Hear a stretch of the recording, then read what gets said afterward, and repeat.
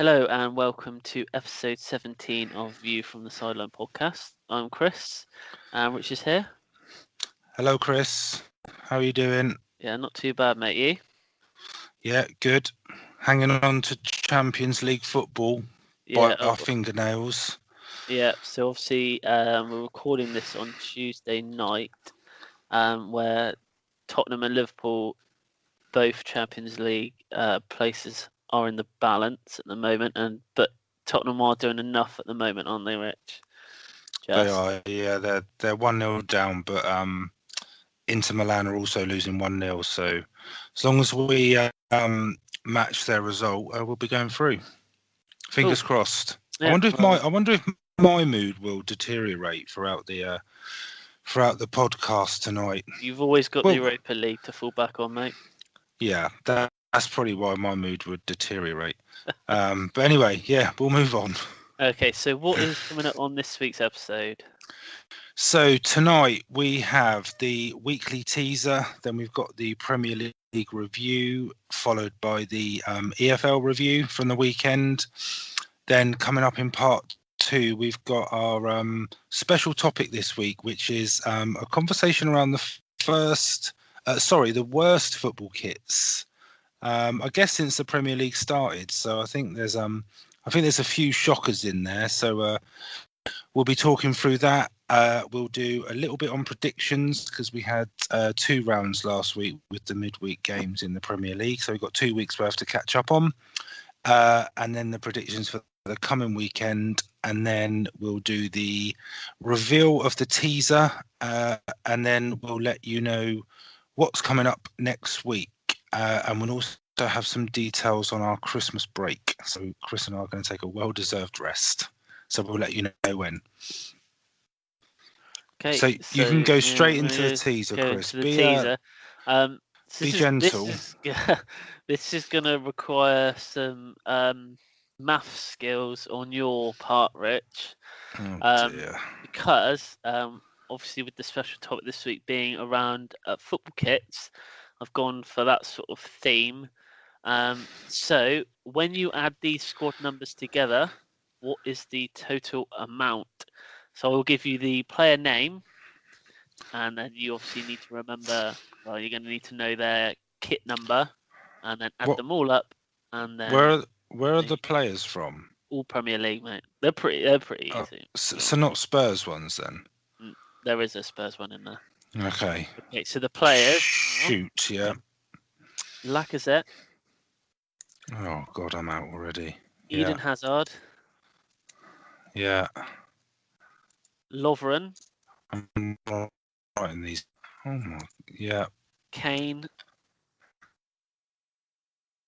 And the last one is John Stones. So they've all got. If you know at least 3, you could probably take a stab at the rest. But so Lacazette, Hazard, Lovren, Kane, and Stones. Yeah. So their kit numbers add up to this number. Players. Yeah. So, way to go with the Christmas spirit there, Chris. I frankly have no idea what squad number Lovren or Stones have. Okay, let's move on. If I sound distracted at any point during this episode, it's because I'm trying to figure out that conundrum. In your head. Yeah, I don't like my chances, but to be fair, can't be that far out. I've been pretty easy on you the last couple of weeks, so. Okay. Anyway, we'll move over to the Premier League review now, and we will start off with the Bournemouth Liverpool game. So Mo Salah not had the same sort of season that he had last season, but I think on Saturday, his hat trick, he was back to what we expected of him. Obviously, after last season's performances. But I think he's only 1 or 2 goals short of where he was at the same point last season. I think it was 3 goals he's short at the moment. Oh, is it 3? Right. I think it's 3. Yeah. But it was a good start from Bournemouth, and but then obviously they get caught out slightly, and the goal was. I thought Begovic could have done a little bit better because he kind of just palms it right back out to Salah, but then when you see the replay, it does look like that Salah is offside. Don't know what your thoughts were on that. I would have said he's more offside than onside. So I think if he had been flagged offside, I don't think there could have been too many complaints. I agree with Begovic. I don't know, the ball's moving a bit. It's one of those ones where they seem a bit scared to catch it nowadays. They'd rather just sort of palm it out, but he didn't really sort of get it out of harm's way, really. And Salah's kind of, I'm not sure he'll score too many easier goals than that. The thing that made me laugh, even when he scored his third one, it's almost as if he just realised that he scored a hat trick and he better go and celebrate in some capacity. He sort of just jogged over to the Liverpool fans, and I just thought it was almost as if when a player scores against their old club and they refuse to celebrate. Maybe he just looked scored. He just looked a bit grumpy, to be honest. But I thought Bournemouth. I agree with you. Bournemouth started all right. I think I always sort of thought Liverpool would probably have too much for them. Bournemouth scored some cracking own goals as well, didn't they? Yeah, that one at the weekend was another one, and it's another one. That was a beautiful finish. If you tried that again 100 times, you probably wouldn't be able to recreate that sort of goal. No, but they've got quite a high record of own goals. Bournemouth, I think it's the highest in the Premier League over the last 3 or 4 seasons. I think they average a couple a year, which is not great, I suppose. But I thought Liverpool deserved to win it. They just keep on winning.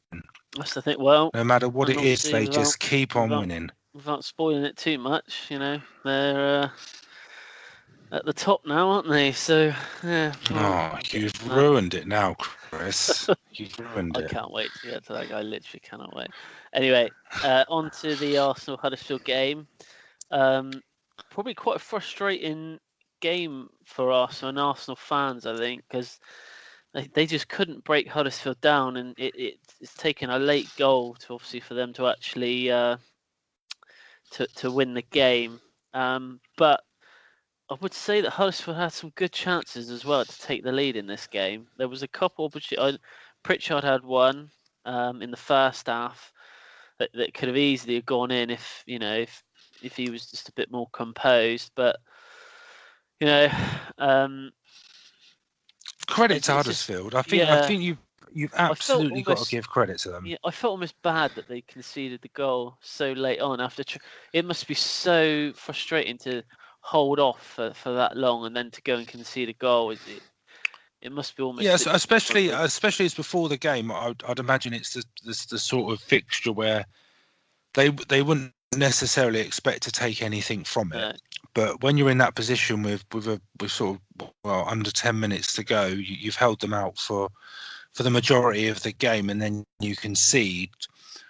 But I don't think it's the end of the world for Huddersfield. I think it's the display gives sort of hope that there is more to come. Definitely. It was a bit of a strange game, I thought. I think Arsenal have got a bit of a hangover really from the last 2 games, the Spurs game and then going to Old Trafford to play United. I think they're probably on a bit of a come down, but I think is that 20 games or something undefeated in all competitions, which is credit where it's due. I mean, but how they keep getting results. Closer to the top. I find it hard. Well, quite a few of those games. They have. I mean, I think in the last 6, I think they drew 3 in a row in the league. I think they had Wolves, didn't they? They drew. Then they drew at Palace. I can't remember the other team they played, but I think they've drawn 3 of their last 5 or something like that. So just another quick thing on that game: the bookings for simulation for Arsenal. I know they had a couple of bookings through dives. Not good for them. Let's just say that. No, it's not. But I think one of them was smack bang in the middle of the pitch, wasn't it? Yeah. I don't see the. I don't see the point of diving at all, really. No. But It just makes you look so stupid. I just don't understand why it's they find it necessary to do, but never mind. And also unfortunately, it's part of the game.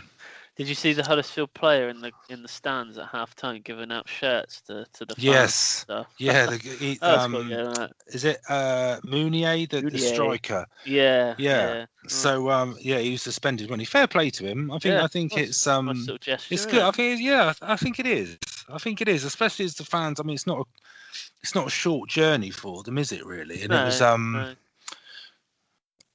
So yeah, fair play to him. Yeah. But I think an expected result with an Arsenal win, but Huddersfield, they've got fight in them, and I think I don't know. I change my mind every week, but I think they've got a shot. It wouldn't surprise me if they stayed up at all. Yeah, they have played a lot better in the last few games. Yeah, absolutely. To the start of the season, but yeah. So another team not had a great start to the season, Burnley, and they took on Brighton, and obviously they'll be relieved that they get a win here because obviously they've had some great results, shall we say? This was probably the biggest surprise for me over the weekend. Yeah. Especially the way Brighton have been playing and the way Burnley just sort of ship goals week in, week out. I was quite surprised by it, to be honest. But yeah, I mean, a great 3 points for Burnley, and I just think it sort of halts Brighton's sort of good form a little bit, really. It wasn't a great game. No, it wasn't. It was nowhere near great. No, I think Burnley probably just edged it, but I mean, it could have gone either way. I'm not. They changed their sort of tactical approach. I think it was noticed in the analysis after the game that they switched to 2 up front, where they haven't been doing that recent weeks. They've been playing a lot more defensively.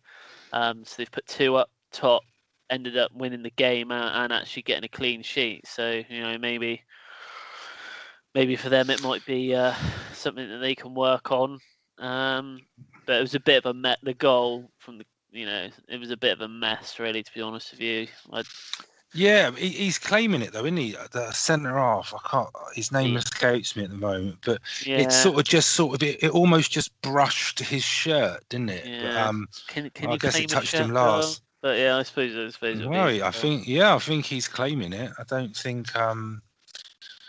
I'm not sure it's going to go to the dubious goals panel. I think they'll probably give him the goal, but it almost just seemed to from Tarkovsky, isn't it? Yeah, sorry, the centre half. Yeah, I think. Good job you said his name. I don't even know if that's right. I thought it was the people that do blooming crystal earrings. Oh dear.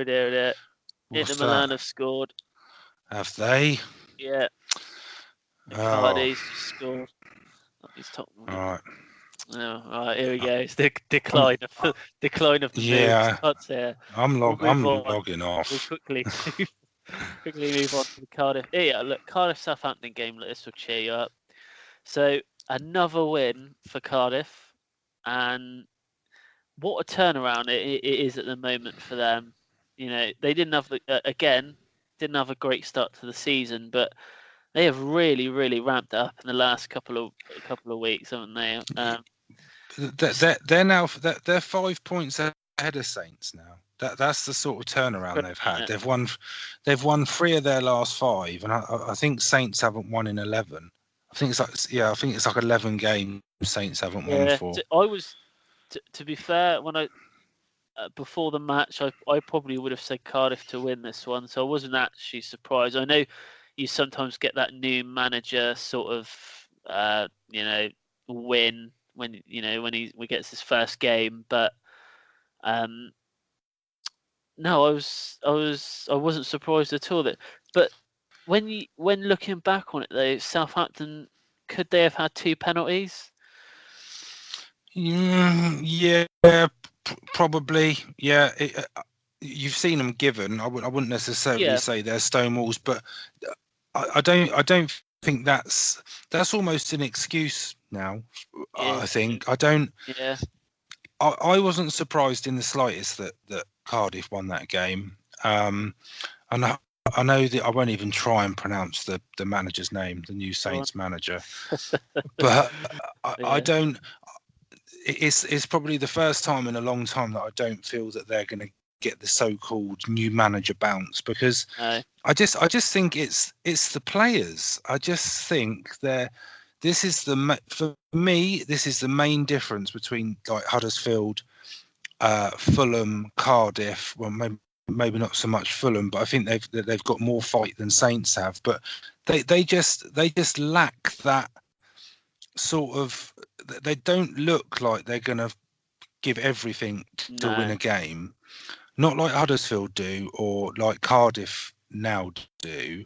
They just look very lackluster, and I don't really think it matters who had gone in there, really, because I don't think they're going to do much difference to what Mark Hughes did. I think he made 4 or 5 changes, and I wouldn't say from what I saw of that game, I wouldn't say they played any better than they have been. So do you think for the season so far? He's come in there, and basically, I would imagine that the discussion with the board would have been, keep us up, please. But if you don't keep us up, if we go down, your job's probably still safe. Yeah, but would he want to manage in the Championship? Yeah, that's a good point. But I mean, he must be taking that job with the understanding that could well happen. Well, yeah, of course he is. I mean, they're in the relegation zone. I mean, there's got to be an element of him that knows that they're in trouble. Assuming he follows the Premier League, which I would guess he does. But they just don't seem to have what it takes. I don't think that they need to have a serious sort of shake up in the January window if they're gonna seriously think about staying up. But the board, do you think the board would be willing to spend money knowing that there's a possibility in the position that they're in that they could go down? I just think it's always one of those risks that I personally would take the risk in buying new players. Yeah, I would. I mean, that's why you want to stay in the Champions. I think from what they did last year, where they brought Hughes in to try and shake it up a bit to stay in the league. I mean, I think the only reason they stayed in the league last year was because there were 3 teams that were worse than them, even if it was just slightly worse. But this year, I don't think there is. I'm not sure the 3 teams that are worse than Southampton the way they're playing at the moment. I think at the moment they probably have the worst team. But that's just me. Well, no, I don't disagree with you. Obviously, I mean, living in Southampton, you hear a lot of Saints fans talking about it, and I just find it hard to agree with some of the things they say. Like they should have won because of this, and this decision went against them. But they haven't had decisions against them for the last 11 games, and they haven't won. Not every, so every game. It's only at a certain point the excuses sort of have to stop, and they have to have a look at themselves and think that they're in trouble. They're in proper trouble. Right. And I think they go to do they go to Arsenal? I think or Arsenal they've got Arsenal at home at the weekend. It doesn't get much easier. Anyway, Manchester United versus Fulham. Obviously, a much needed win for Mourinho and for Man United. But for Fulham, it's kind of like a one step forward, 2 steps back with them at the moment. Their defending is awful. It just doesn't get any better. I thought maybe if he picked the same back 4, maybe there was a bit of stability, but not even that looks like it's working at the moment. I know they've had some tough games recently. I'm probably being a bit hard on them, but they made Man United look a lot better than what I think Man United actually played. I think. Yeah, but they don't help themselves, do they? Really? No. I mean, they're 3-0 down at half time. I think Roy Hodgson hit the nail on the head when he said it was lions against lambs. I think there was just such a difference in in yeah. Yeah, I think there was a difference in class, but I think it's the first time in a while I've seen United play where they actually seem like they want to win it. I think they went out to try and prove a point, but Yeah, it was made I a lot don't. easier. A Yeah, lot easier absolutely. I for mean, I them. think it was a game that they were expected to win, and I don't think they disappointed. I mean, beating Fulham 4-1 doesn't. Well, it certainly doesn't. It doesn't make me think, oh, everything's okay now. Yeah, that's exactly what I was thinking. It's not. I don't think it covers any sort of cracks up amongst the club itself, but No, but I mean, for now they'll be they go to happy. Anfield. They go to Anfield at the weekend, and I can't see them beating Liverpool, Uh, but I could see them beating Fulham. Never a sending off though. That was a that's what I very thought. The poor strange guy, decision. the poor guy was trying to not like touch him, wasn't he? He had his hands in the air on the floor, and he's like, "No, don't fall over me because I'm gonna Yeah, get sent off." it Yeah, I was thought it was very harsh. Yeah, it was a strange God. second booking, which yeah, I And I wasn't think convinced by it at all. the Rashford goal, the fourth goal, I think any keeper that gets beaten at his near post from that sort of angle, I think probably doesn't deserve to be playing next week. To be honest, Well, not no, not I think not Fulham his have got finest some. moment. I think Fulham have got some serious sort of questions in January as well. I mean, they're not out of it. They're not out of it the same as Saints, but No, something's got to change, and it's got to change quickly if they want to stay in the division. so the next game is the West Ham Palace game. A thoroughly enjoyable game. That was my notes. Well, I mean, West I Ham quite enjoyed it. You three know, wins in a row, three goals scored in each game. I thought it was a good game. I thought yeah, West Ham back and played forth. really well. I thought um, Felipe Anderson. I mean, he looks a player, doesn't he? There is He looks. no shadow of doubt that by come May, June, someone is going to have put in a bid for him. Yeah, How on earth, probably. like whoever scouted him at West Ham, they deserve a pay rise because his goals and the way that he plays, I think it brings a whole new element for West Ham when they go forward. Yeah, Some of the I goals agree with you, but he can bend it so well into the corners. It's unbelievable. he was.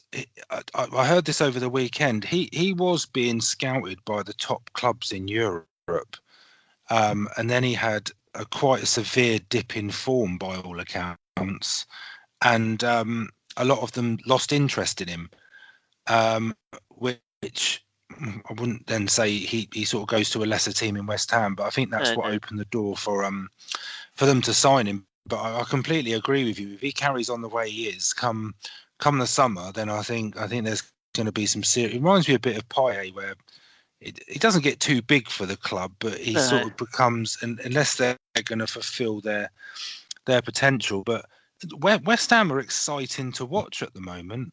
I think it's a good time for them. Like I say, three wins in a row, scored Yeah. 3 goals in each game. Hernandez has come out of his shell again, hasn't he? Like in the last Yeah, couple of games, scoring goals. I see and Andy Carroll was back as well, so yeah, that's and another option for them. they're always a bit suspect at the back, so you know there's going to be Well, yeah, goals. as long as they can keep scoring the goals, I don't think they'll be that fussed. Yeah, they're like Newcastle under Keegan. It's like you score 2, we'll score 3. Yeah, But no, I mean they're climbing up the table. I think they're sort of in the battle for 6th place with a number of other teams at the moment. So yeah. Consider, I like the way they play. That remember they back in August and September, they were bottom of the league, weren't they? Remember, didn't yeah win a game. So yeah, and they spent all that money, and nothing was gelling. I think it's sort of, well, you know what'll happen. it was They'll just lose one of their those. next 3 now, They'll but lose, yeah. But I think it was just they needed that win to kickstart things. I know they haven't won every game since they got their first win, but they're winning the games they should be winning, and then like you said, they're playing good football as well. So I yeah, think if I you're a West agree. Ham fan, you'd be very happy. Yeah, Anyway, next is the big game of the weekend. The one that has probably kept me smiling throughout the whole weekend and still to this day. What, the Spurs-Leicester game? Oh, that's Yeah, very mate, that was kind the of you, game. Chris. That was the game after that nobody watched. I did. So, well, I actually watched it as well. I can't say much. What a win for Chelsea. You know, they said Man City could not be beaten, but I'll let you know on a little secret, Rich. They can be beaten. They can be Prove that, beaten. you know, I'm It was not. a bit. If What's that? Tottenham equalise, do they still go through? Yeah, because we just need to match their result. Well, my friend, with 5 minutes to go, Tottenham have scored. Unbelievable. Just as I was about to start to talk about Chelsea, I'm gonna refrain. Your team have just. It was Lucas Moura that scored the goal, mate. Ooh. You can mute the mic if you want, and you can have a little cheer to yourself. No, I'll refrain from commenting until the final whistle goes. Mate, what a result that would be as well at Nou Camp. Anyway, you're not ruining my moment of glory here. Chelsea did not play well in the first half. I think that's, if you watch the game, it was very clear that I think for the first 40 minutes of that game, it looked very much like Man City were gonna score eventually, but Chelsea were resilient. This is probably the best defensively I've seen them this season. David Luiz, after 2 horrendous couple of games, from nowhere, he ends up getting man of the match for the game. Aspilicueta put his body on the line for everything that was coming in. We get the goal. It's kind of one of those, I think they call it smash and grab goals. I was going to say, yeah. First shot on target, the game. And then second half was completely different. I think the goal rocked Man City. I didn't think that they really knew what to do after going behind. With no Aguero in the team, Jesus didn't start. They put Sterling up front. Brought Jesus on, and when they brought him on, they were actually even worse than what they were to start with. But I think any Chelsea fan would be really happy with that result. But second half, so much better. For so many games, when we go 1-0 up, we sit back too much. I've always said it. We sit back far too much when we go 1-0. 1-0 is not safe at all. But it's almost the worst score you can have. Yeah. But on Saturday, we actually went out there in the second half and tried to get another goal. And I don't think Man City coped with that very well. Because not a lot of teams, when they play Man City, go out and attack them. They normally sit back and wait to get them on the counter, which is exactly what they did first half, Chelsea. But second half, I don't know what he said to them at half time, but he could obviously see when we did attack, they were vulnerable. But yeah. This is the yo-yo emotions of being a Chelsea fan, Chris. If you think back to a couple of days ago against Wolves, anyone would think you're going to win the league now. I'm not saying we're going to win the league. I'm just saying it was a good result. That's all. I'm not going to disagree with you. I do think it was a bit of a smash and grab win. If I'm honest, they score with their first shot on target. They score the second from their first corner of the game. I think the City pretty much dominated that first half, and the goal was completely against the run of play. But I think that City, if there's one thing about them, I think they look a different team when they're up against it when Aguero's not playing. I know he played Sterling up front or through the middle, which I'm not sure that's where he's most effective. Well, he certainly he wasn't great in front of goal. Been but I don't. All credit to. I wasn't convinced that City would go the whole season without losing. I don't think Liverpool will either. So I think that's sort of the. But they were going to lose to win lost their first game against Spurs. I Credit think where yeah, it's due, yeah. Chris. So Thank you. So I was just I waiting for you will. to say that. I would. You can't say they didn't deserve it, because I think they probably did deserve it. But we'll wait and see. We'll wait and see what the next. I think the thing with Chelsea is it's about continuing that momentum now. Consistency, yeah, yeah. We'll see. We'll see. Anyway, next up, Well, we will. the lesser game of the two evening kickoffs. Leicester versus Spurs. Rich, go on and take us away. Well, I think we were clearly resting players for tonight's game, is what I would say. Clearly works so far. So I thought if inspiring performance, I thought that Spurs. I thought they deserved to win it.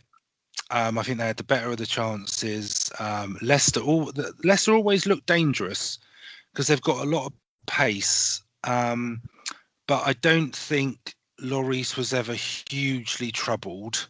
I couldn't actually think of a time when he was actually had to make a good save. I don't. No, I You don't know, think he had to make an couldn't out think of of the any. ordinary save. Yeah.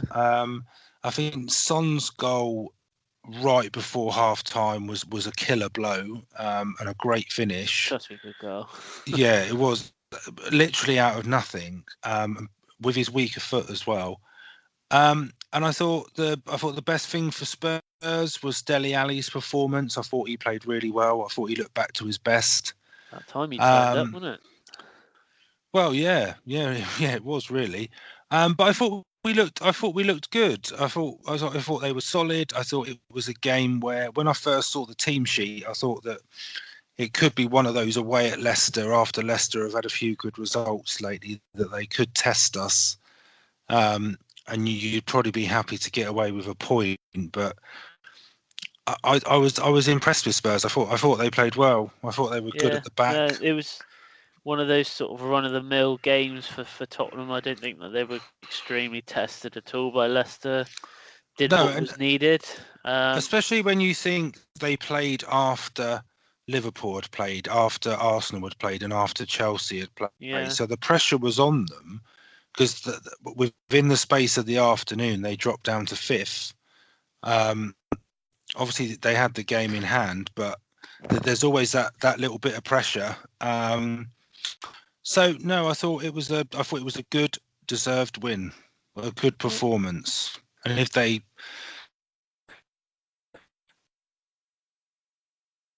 hang on to, it's happy days. I can continue the Europa League jibes at you, Chris, which will be most enjoyable. Milan might. You're not so happy about that. Well, they might I'm not fussed. I said to you earlier on that I'd be happy if Tottenham went through. I think we could have all the English clubs through, so that's not a bad thing. It would be good.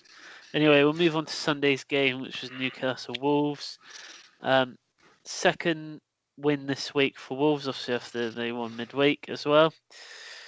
So it was a very even game, even after the sending off, which I know a lot of people have said that they didn't think it was a sending off. I think the replays show that it was definitely a sending off. But it was a late goal, obviously a very late goal for Wolves to score. But yeah, obviously they're back up in the top half now. And then after Newcastle winning 3 games in a row, they've now not won in 3. So back to their sort of up and down season. Yeah, but I think from a Newcastle perspective, they have got that little bit of a cushion now back to the relegation zone. I think they're 3 points out of relegation. Like you say, that they've had a little run of winning games, and now they're losing a few. They're a bit too inconsistent for me, but I think Wolves are also a bit inconsistent, but they're almost at the other end. Wolves are a team where, because of how they've played this season, you probably expect more from them. So when they don't put in a performance, or when they don't get a result, you're surprised by it. Whereas I think sometimes with Newcastle, with the greatest of respect, you're probably more, you know they're inconsistent, but you're probably more surprised when they win. Yeah. because they will go to Everton and they will get a good point in it in a 1-1 draw, but then they'll go to Wolves. They'll play home to Wolves, and they don't seem to. Oh, Spurs have just drawn. Final whistle's just gone. They don't seem to carry that momentum in from the previous performance to keep that consistency up. Yeah. Hey, I'm with you. I think it was a sending off. I think it's a cruel way to lose a game by conceding a goal in with literally like the last kick of the game. After being down, yeah. Always going to be that. There's always going to be that debate about the sending off, especially in the circumstances. I would imagine it would be if they'd taken a point from it. The conversation around it may have been slightly less intense. Yeah. So we'll move on to last night's game, which was the Everton Watford game, which probably had everything in it that you could think of that would happen in a football match. So obviously Everton take the lead early on through Richarlison's goal, and then a crazy 5 minutes in the second half where there's an own goal, then Watford take the lead, and then Everton miss penalty, and then end up scoring in the 96th minute. It was one of those games. It was crazy. It was a strange game, and I think it almost sums up how I feel. That I feel that they've got so much promise, but they never seem to fulfill it, and they almost. I'm not sure what the word is, but they play really well in the first half. They take the lead. They're almost in complete control of the game. But like we say, 1-0 is a very dangerous score line. And then in the space of 5 minutes, the game's completely turned on its head. Obviously, missing a penalty doesn't help. But for me, Everton should be winning games like that if they want to fulfil the potential that they have to be a top 6 club. But they never seemed just when you think they're getting there. I don't have anything against Everton, by the way. I just find them one of the most frustrating teams. Inter Milan have drawn. On a good note, yes. Yeah. Spurs are going to win the Champions League. You heard it here first. No, they're not going to win the Champions League. Right, I've had enough of that now. Anyway, right, we'll move on to the EFL reviews. And Rich is up first with the Championship and League. I could do a Champions League review if you want, Chris. No, we do not need to hear that right now. No. Carry on. Okay. We'll talk about that later. We will not right. Okay.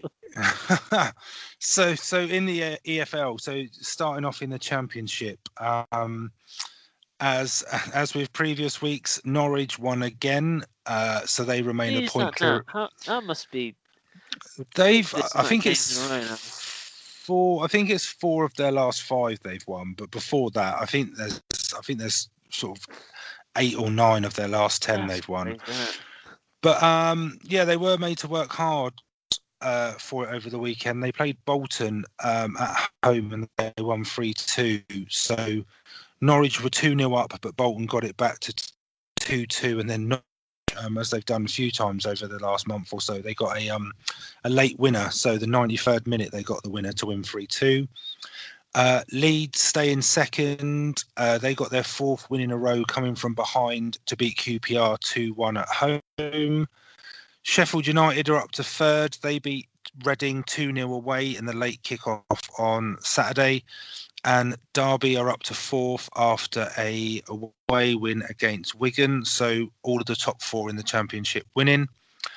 The remaining playoff places, so they're filled by West Brom in 5th. They got a point at home against Midlands rivals Aston Villa on Friday night. That was 2-2.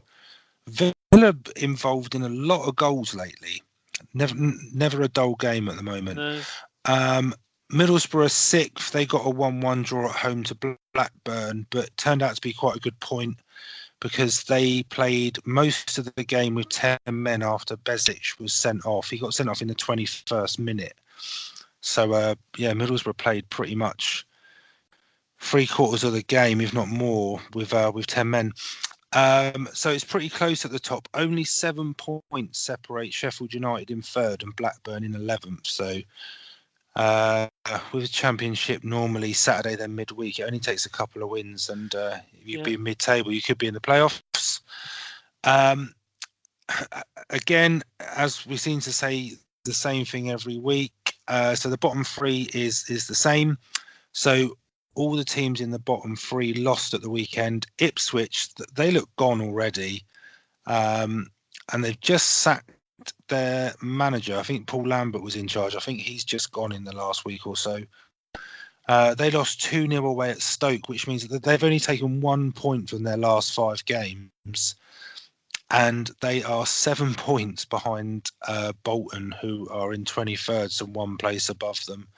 So they're 7 points adrift already. So Bolton are in 23rd, but as mentioned, they lost 3-2 away at Norwich, and Reading in 22nd fell to a 2-0 home defeat against Sheffield United. There's only 9 wins between the 3 teams in the relegation zone all season, which is terrible, really. Ipswich have only got 1 win. Ipswich have got 1 win all season. In League One, so there was a game tonight. So Portsmouth played Charlton tonight, and I think Charlton have won 2-1. So it's Pompey's first defeat in quite a while. But from the weekend, they are still top of the league. They beat Southend 2-0 at home, which at the time was their 4th win in a row. They are 6. Yeah, they're 6 points clear. Well, today was only their 2nd defeat of the season. And tonight was their game in hand on 2nd place Luton, and Luton beat Fleetwood 2-0 at home, which was also their 4th win in a row.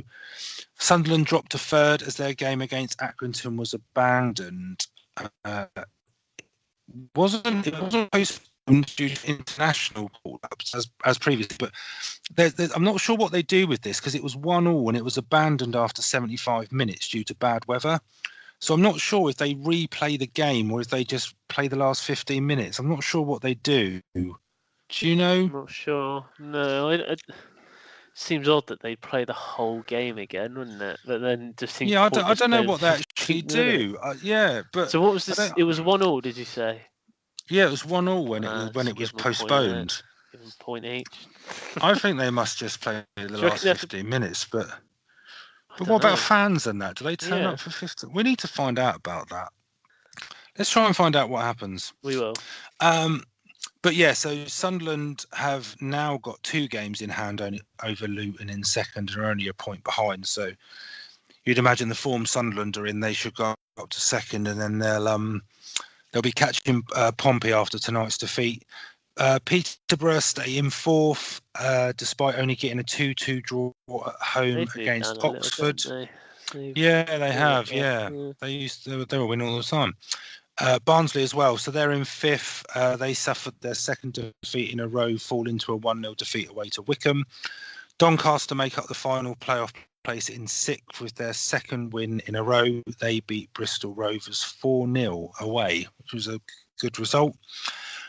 None of the bottom 4 won at the weekend, but the bottom 3 did all get draws. So bottom place Bradford, they shared 6 goals in a 3-3 draw against Plymouth. Wimbledon in 23rd drew 1-1 at home to Rochdale. Plymouth are in 22nd, as mentioned. They got a point in a 3-3 draw. Bristol Rovers make up the relegation places in 21st, and they fell 4-0 to Doncaster. So there's now a 4-point gap from Bristol Rovers to Scunthorpe in 20th. So the bottom 4 are being cut adrift slightly, but it's the same in the Championship, really. It's just been the same 3 teams for a long, long time. So League 2, Chris. So League 2, top of the table MK Dons recorded a 2-0 victory over Carlisle. That's only 5 points dropped in their last 10 games for MK Dons now. So they are the informed team at the moment in League 2. Lincoln in 2nd beat Stevenage away by a goal to 0. Third place Colchester also won 1-0 against bottom side Macclesfield. Bury make it no defeat in 5 with a 2-0 win over Exeter and move up to 4th. Mansfield beat Notts County 2-0 to move up to 5th. They moved up because Newport lost 2-1 away to Swindon. So they've moved down to 6th and still hold a negative goal difference. Now back to -2. So they've still not clawed that back yet. Tranmere remain in 7th after a 1-0 win over Cambridge. So only one of the top 7 teams in League Two conceded a goal this weekend, and that was Newport because they lost. So the other 6 teams did not concede a single goal between them. So bottom end of the table, as I mentioned, Colchester beat Macclesfield, so Macclesfield remain bottom and 6 points from safety now. Sol Campbell has definitely got his work cut out there. And Notts County remain in 23rd after they lost to Mansfield. But I did want to mention this game as well because I know it helped you out on predictions. But this is just unbelievable. What a game. What is wrong with them? So, like I said, I'll just mention this. So Yeovil Town 1 up into the 90th minute, and Forest Green are down to 10 men at this point as well. Forest Green scored 2 goals in stoppage, 92nd and 95th minute. Unbelievable. How does that even happen? How is the guy that scored the first goal? He used to play for Yeovil as well, Ruben Reid. So yeah, how do it's you? Terrible, isn't it? Well, as you can tell, obviously after the game, I checked the Twitter. Not great. They haven't got a result for a long time, have they? No. Ever since we sort of spoke about the manager signing the new contract and they were in an okay place, they just seem to have crumbled since then. I don't think it can get any worse than that on Saturday. Being 1-0 up, the other team down to 10 men.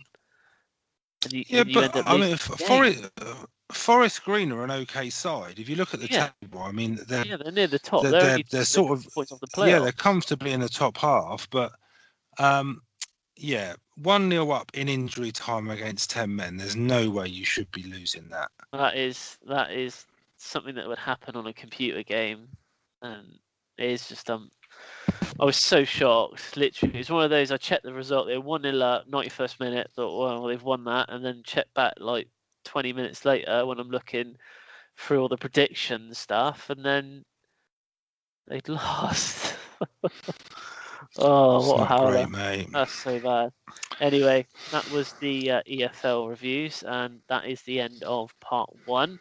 But we'll be back in part 2 with our special topic, which is looking at some of our, I suppose, favourite, best, worst football kits. I don't know. We'll also have a bit on predictions because we've got 2 lots, I believe. So we had last midweek games and the weekend just gone. The teaser reveal, and then like Rich mentioned, we're just going to go through upcoming podcasts. So we will see you in part 2. I'm trying to find out if they replay a match or not. They must. I reckon they have to replay the whole thing. I've got a feeling. It's like it's after a time. If the match passes a certain time, they don't replay it.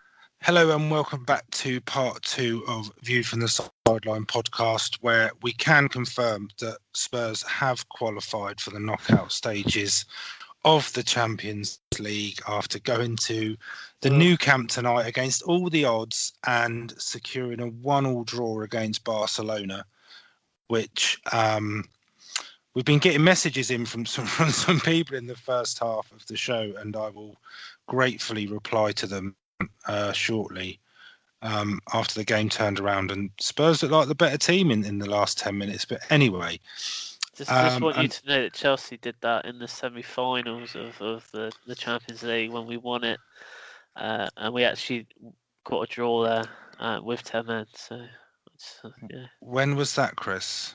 That was the year that we won it. What year was that?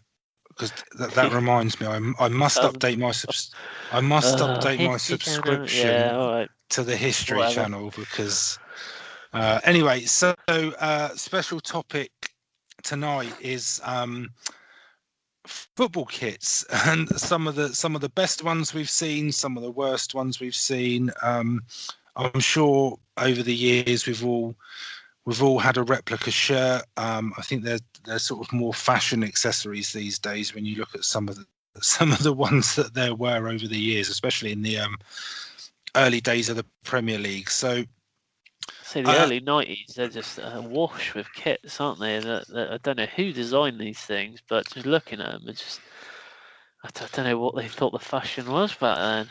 yeah, the one that always stood out for me. Well, there's two really. I think there was the Norwich home kit in, I think it was the early 90s, might have been the 92-93 season. That was the first season of the Premier League. I know exactly which kit you're thinking about now as well. And it looks almost like a child has just scribbled with a green pen over a yellow bit of paper.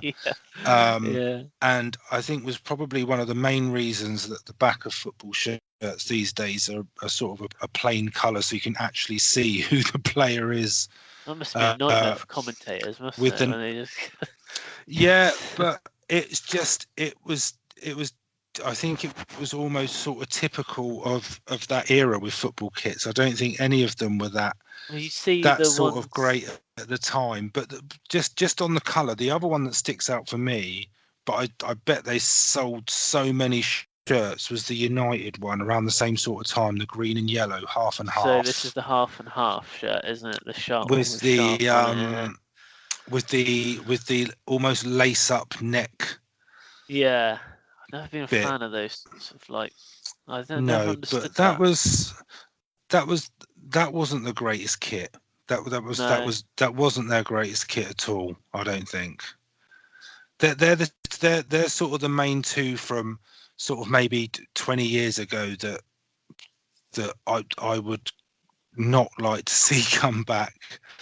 No. There's a lot of retro I think there's a lot of retro shirts that are almost becoming fashionable again now. But I don't can buy a lot of these shirts now, can't you? These replica shirts from the 90s. Yeah, that, but I don't think people are wearing them.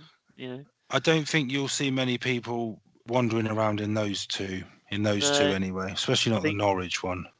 And another away kit that springs to mind is a bit more recent. It's the Newcastle away shirt from the 2015-2016 season. It's a yellow striped number. It was bright yellow, and it had almost like a darker yellow stripes going down the middle of it. I don't know what they were thinking about when they created that kit, but that is not very good at all.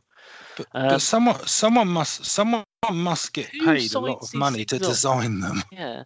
Do you think the players get any input on what they're going to wear? I wouldn't have thought the players do. Because you look back to... I wouldn't have thought they get... The Arsenal away shirt in 1992. It's got like lightning bolts through it. I don't understand. I think patterns were more in back then.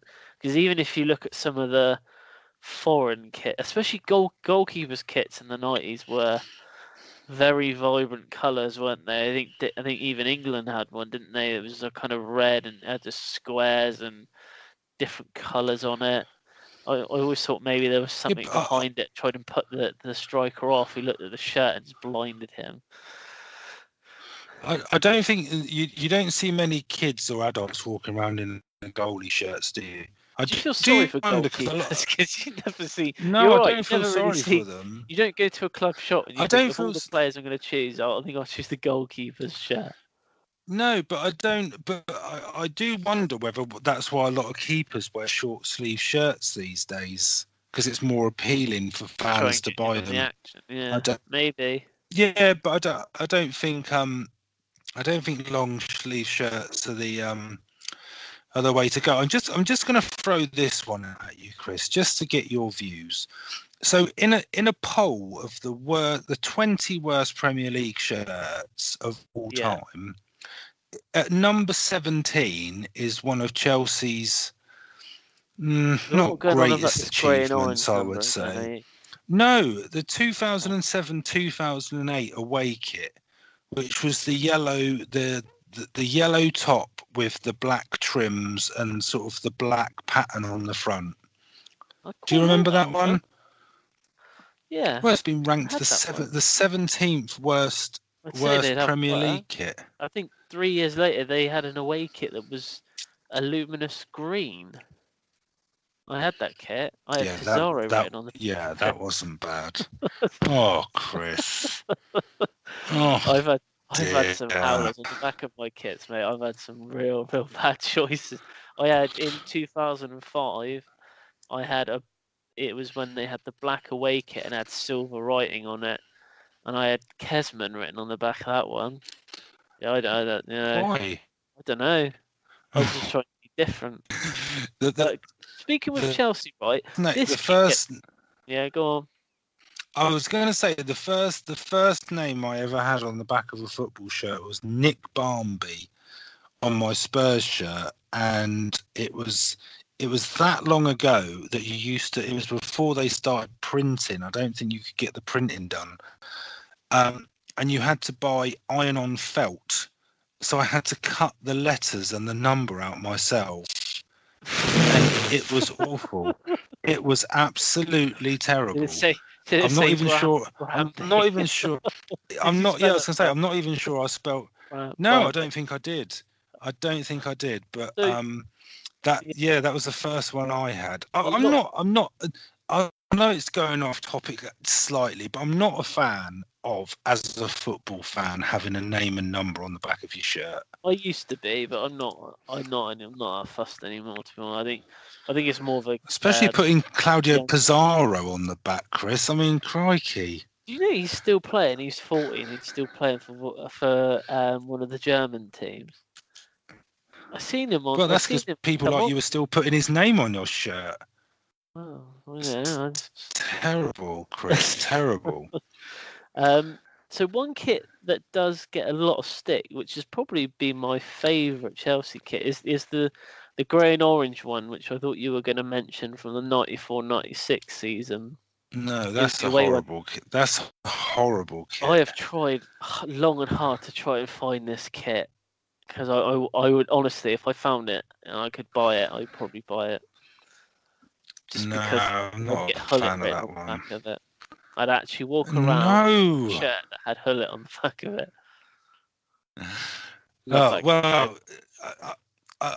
That kind of.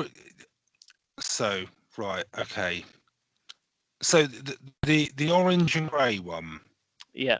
Is that the one you're talking about, Chris? I'm going to break this to you, and I'm going to break it to you very gently. Cause written on it. The poll that I was referring to. Yeah. Which is from 442, ranked the 20 worst Premier League kits. That comes in at number one. Well, that comes in at number one. And do you know what the headline is? To be honest with you. Do you know what the headline is, Chris? What? Even Ruud Hullet couldn't pull off the slapdash mishmash of greys, blues, and oranges. And I'm quoting you. Huh? That 4-4 what? 442 worst, the 20 worst Premier League kits. Chelsea away from the 94 to 96 season is ranked the worst one. Do not ever go on that website ever again. I'm just gonna quote you one more time. The overall result of this kit was the Mona Lisa of ropey football kits. Not my words, Chris. The words of 442. Never like that formation, to be honest with you. So I'm not going to like that website. Anyway, it even comes in ahead of Nottingham Forest's yellow and black and red mismatch from the 95 season. Seriously, that was ranked number one. It is on there. I will, if you would like, I'll send you the link so you can put it on social media. Do not send me that link. It took me a while, Rich, I'm not going to lie, to find a Tottenham shirt because they normally have pretty straightforward shirts, to be honest with you. It's either white. I'm always a fan of the Spurs kits, even like the sort of second and third. Right. The worst one I can remember off the top of my head, and I don't know if this is the one that you've got, But you tell me, and then I'll let you know which one mine the worst one, and this is pretty awful. I'm not even sure if they wore this kit, but it was a special edition kit for the 125 years. Yeah, they wore it They did against Villa. They wore it 07, 08 against a season, one-off and it was game white, against Villa, and that white and half white, blue. half blue. Yeah, awful. Could they Yeah, have they got wore that, for a special and edition? Could they not have got something a little bit better than that? I think it's to do with the colours of the club and its history. But the game they wore it in, I think it may have ended 3-3 or 4-4 against Villa, and Yunus Kabul got a last minute equaliser, but it was only worn. I think it was only worn once. Just for one. It was the only kit that I Yeah. could find was different to all the rest. You all have white kits. You don't have anything else. Yeah, but you take a look through this very, very respectable website, which is 442.com. You stop promoting that website. The majority of the kits are away kits; they're not home kits. So No, I think that there's. Kits, I think you're pretty safe to say that the home kit is always going to remain that colour. That unit like Chelsea have blue, Man City have light blue, Man United have red, Liverpool have red, Tottenham have white. I don't think that will ever change. I think you're always going to have that kit. They just add small details onto it. But so, the worst one for me that I can think of for Spurs is probably in the mid to late 90s. They had a light blue away shirt which had Spurs written across from shoulder to shoulder across the front, where the lettering sort of came about halfway down the shirt. That's probably the worst kit I can remember Spurs having. Apart from that, I think they've been good kits. With regards to kits, when I was looking back at sort of the early 90s, late 90s sort of kits, there was a pattern that emerged that most away kits lasted 2 years. Obviously nowadays they last a year. It's incredible how much. I know it's only a year that it's changed, but that a club would stick with the same away shirt for 2 seasons. It just seems, obviously in this day and age now, that's probably unheard of. And what are your thoughts on third kits? What is the point in a third kit other than the club to make more money? Well, but what is the point in it? But I don't know whether there's some ruling. We maybe should have had a look at this. Yeah, I'm not sure if there's some ruling where they have to have a third kit available, because it's almost like, what have Chelsea done this year which looks hideous? Is it their yellow top, yellow shorts and orange socks? Have they done that? Yeah, but that's kit. that. No, but it's completely different to the blue. So I never understand why. Yeah, but sometimes the club will play in a different colour short to the top, won't they? Yeah. Because if the team they're playing has the same colour shorts, they have to change the colour. Unless there's some sort of ruling around it, I would completely say it is purely a commercial reason why. I always find the third kits are almost like the fashionable one, because it's the kit. Yeah, it's the kit that looks like, to the eye. It looks very pleasing, but yes, so it's the one you're going to wear it once a season. So it's the one that, as a fan, you are more likely to wear out than if you're going to wear the actual first strip. Yeah. But I don't see the need for it personally. No, I think home and away, bearing in mind 20, 30, 40 years ago, teams used to pretty much play in a plain colour with a badge. So there'd be various teams that played in white or in red or in blue. There was no trim or anything on the kit, and they still managed it then with just a home and away kit. Yeah. So I don't know why they don't now. It literally was only in the last sort of 10 years that they've had these third kits. I couldn't find anything before then that really resembled why they felt the need to have, other than, like you said, for money. But there's still some pretty ropey kits out there, but the pricing baffles me, but that's another topic. But especially when there's such a regularity in the turnover of kits. But it's yeah, the match day kit that you can buy, like there's two different types of shirts now. I don't know if you've seen this, but like a match worn shirt and just a normal replica shirt. It's just silly, isn't it? Yeah, so about 3.5, 4 years ago, I did the White Hart Lane tour, and in the dressing room they had all the shirts hanging up, and the guy who was doing the tour said to us that they were match ready shirts, and you can buy them, but they're probably I think at the time the Spurs ones were 40-50 pound dearer than the replica ones. Yeah, the Chelsea ones are 90 quid, and the normal shirt is 60. So it's like 30 quid more. It's just wow.